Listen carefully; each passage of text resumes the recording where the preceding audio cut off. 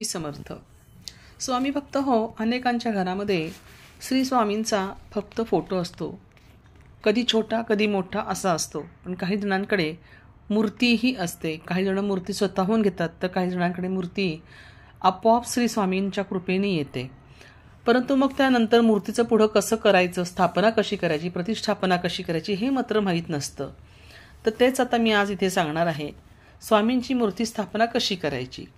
आपल्या कुटुंबात स्वामींचे अधिष्ठान असणं म्हणजे अतिशय गरजेचं आहे. जसे घरात कर्ता पुरुष असतो आणि त्याच्याशिवाय घर कसं अपूर्ण असतं, त्याचप्रमाणे स्वामींचे आपल्या घरात अधिष्ठान असणं खूप महत्त्वाचं आहे. कारण ते आपल्या पूर्ण जगताचे कर्ते आहेत, आपल्या घराचे तर आहेतच. ज्या ज्या स्वामी सेवेकरांकडे स्वामींची मूर्ती असेल किंवा नवीन घेतली असेल किंवा कुणाकडून त्यांना मिळाली असेल, तर त्यांनी सेवेकरांनी पुढील प्रमाणे स्थापना तथा गुरुवारी अभिषेक करून त्याची प्राणप्रतिष्ठा करावी. स्वामींना साधी भोळी सेवा आवडते आणि म्हणूनच सेवेकरांना अगदी साधी भोळी सेवाच सांगितलेली आहे. हातामध्ये पळीभर पाणी घ्यायचं, त्यात 2 दाणे अक्षता टाकायचे, दीप प्रज्वलित करायचा, स्वामींच्या समोर विनंती करायची की मी आज गुरुवार रोजी तुमच्या स्वतःच्या नावाचा पूर्ण उल्लेख करा. आपल्या या घरात स्वामी आपली प्रतिष्ठापना करीत आहे. या कुटुंबाची संपूर्ण जबाबदारी स्वामी आजपासून आपण स्वीकारा. कुलदेवी कुलदैवत तथा पितरांची देखील सेवा स्वामी तुम्ही आमच्याकडनं करवून घ्या.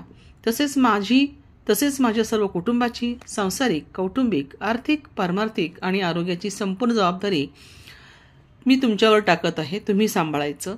तुमची कृपादृष्टी सतत माझ्यावर व माझ्या कुटुंबावर असू द्या. आज मी पुढील सेवा करून तुमच्या मूर्तीवरती अभिषेक करतो आहे, ती सेवा आपण स्वीकारा. असं म्हणून हातातलं पाणी तामणात सोडायचं आणि नमस्कार करायचा. एका तांबणामध्ये स्वामींची मूर्ती ठेवायची, अष्टगंध लावायचं, अक्षता टाकायच्या, धूप दीप ओवाळायचं, पळीने किंवा चमच्याने गाईच्या दुधाचा किंवा शुद्ध पाण्याचा अभिषेक करायचा. अभिषेक करताना पुढील स्तोत्राचं मंत्रपठण करा आणि पाण्याची दुधाची सतत धार स्वामींच्या मूर्तीवर चालू ठेवायची. जर पाण्याचा अभिषेक करणार असाल तर थोडे हिना अत्तर आणि फूल तुळशीपत्र टाकून अभिषेक करा. मग पुढे श्री स्वामी समर्थ मंत्र 1 माळ म्हणायची आहे. गणपती अथर्वशीर्ष 1 माळ म्हणायची आहे. पुरुष 1 वेळा म्हणायचं आहे. पुरुष सूक्त हे 11 वेळा म्हणायचं. पवमान सूक्त हे 1 वेळा म्हणायचं. श्री सूक्त हे 16 वेळा म्हणायचं. सिद्ध मंगल स्तोत्र जर असेल तर ते 11 वेळा म्हणायचं. अशा पद्धतीने तुम्ही स्वामींच्या मूर्तीची प्रतिष्ठापना करू शकता. ज्यांना गुरुवारी अभिषेक करायचा असेल त्यांनी वरील स्तोत्र 1 वेळा पठण करावे फक्त. परंतु पठण झाल्यानंतर स्वामींची मूर्ती शुद्ध जलाने स्वच्छ करायची, स्वच्छ कापडाने पुसून घ्यायची. त्याचप्रमाणे स्वामींची मूर्ती देवघरातील सर्वात वरच्या पायरीवर ठेवायची, कारण स्वामी हे अवर्गातील देवत्व आहे. स्वामींची मूर्ती जिथे तुम्ही ठेवणार आहात तिथे आधी 2 दाणे अक्षता ठेवून श्रीपाद श्री वल्लभ श्री नृसिंह सरस्वती भगवान श्री स्वामी समर्थ महाराजाय नमः असनार्थे अक्षताम समर्पयामी असं बोलून अक्षता त्या जागेवर ठेवायच्या. पुन्हा एकदा मी सांगते. श्रीपाद श्री वल्लभ नृसिंह सरस्वती भगवान श्री स्वामी समर्थ महाराजाय नमः असनार्थे अक्षताम समर्पयामी असं म्हणून त्या ठिकाणी अक्षता ठेवायच्या.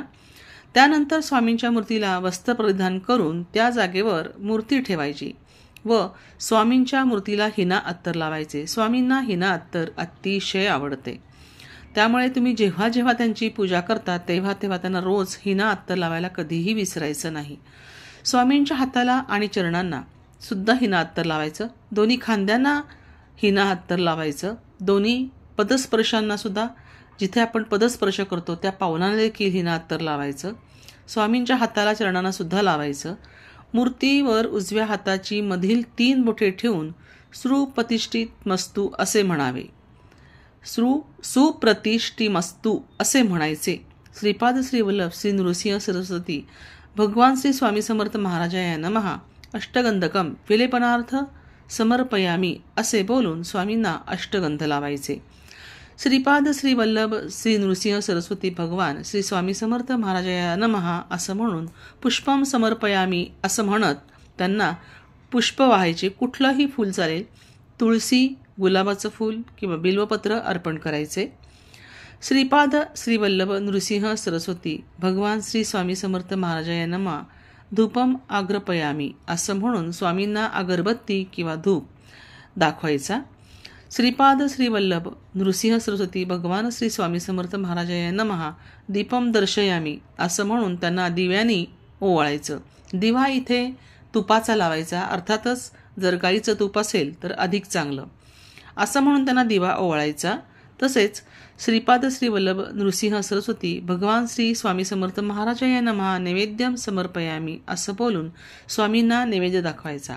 नैवेद्यामध्ये दूध, भात, बुंदीचे, रव्याचे, बेसनाचे लाडू, पंचामृत, गुळ, शेंगदाणे आणि खीर इत्यादी सुद्धा दाखवू शकता. फळं पण चालू शकतात, परंतु स्वामींना खास करून बेसनाचे लाडू अतिशय आवडतात आणि पुरणपोळी ही स्वामींच्या अतिशय आवडीची आहे. जमल्यास ह्या 2 गोष्टींचा नैवेद्य दाखवा, पण न जमल्यास तुम्ही बाकीच्या सगळ्या ह्या गोष्टींच्या नैवेद्य दाखवू शकता. आता नैवेद्य कसा दाखवायचा? सर्वप्रथम देवाच्या समोर म्हणजे देवघरासमोर पाण्याचा भरीव चौकोन करून त्याच्यावर नैवेद्याचं ताट ठेवायचं आणि नैवेद्यातील प्रत्येक अन्नपदार्थावर तुळशीचे पान ठेवायचे. पानाचे देठ महाराजांकडे होईल असे ठेवायचे. प्रथम धूप व नंतर दीप असं 3 वेळा अर्धचंद्राकृती ओवाळायचं. नंतर तुळशीपत्र पाण्यात बुडवून हातात घ्यायचे.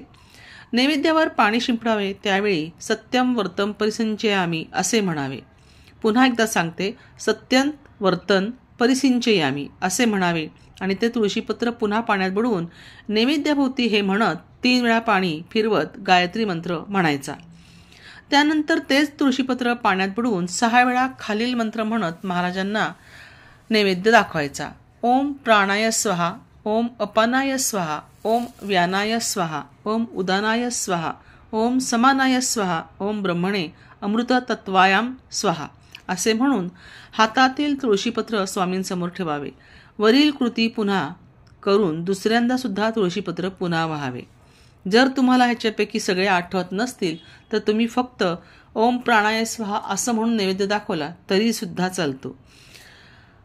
त्यानंतर रोज सकाळ संध्याकाळ ताज्या अन्नाचा नैवेद्य दाखवून स्वामींना मगच प्रसाद म्हणून सगळ्यांनी घरातल्या ग्रहण करायचे. त्यानंतर स्वामींची आरती करायची आहे आणि पुढील प्रमाणे रोज नित्यसेवा न चुकता करायची आहे. लक्षात ठेवा, श्री स्वामींची मूर्ती घरात आल्यानंतर ही सेवा नित्य घडली पाहिजे.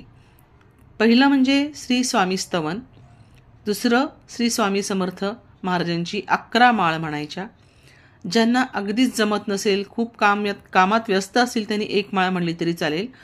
तिसरं म्हणजे श्री स्वामी चरित्र सारामृत म्हणायचं आहे. क्रमशः नित्य 3 अध्याय हे व्हायला पाहिजे. आणि चौथं म्हणजे तारक मंत्र तुम्ही 1 वेळा म्हणा अथवा 11 वेळा म्हणा तरीसुद्धा चालू शकतं. परंतु हे आत्ता सगळं सांगितलेलं हे सर्व तुम्हाला स्वामी मूर्तींची प्रतिष्ठापना झाल्यानंतर हे करायचं आहे. त्यामुळे तुम्ही हे न विसरता रोज करायचं आहे. श्री स्वामी समर्थ. तुम्हाला हे जर सगळं आवडलं असेल, मी आत्ता सांगितलेली प्रतिष्ठापना कशी करायची, नैवेद्य कसा दाखवायचा, तर नक्की एक लाईक करा. त्याचप्रमाणे शेअर करा सगळ्यांना. सर्व भक्तांना ह्याची माहिती होईल. म्हणजे ज्यांच्याकडे स्वामी समर्थांची मूर्ती असेल ते सगळेजण या पद्धतीने प्रतिष्ठापना करतील किंवा नसतील तर आणून करतील.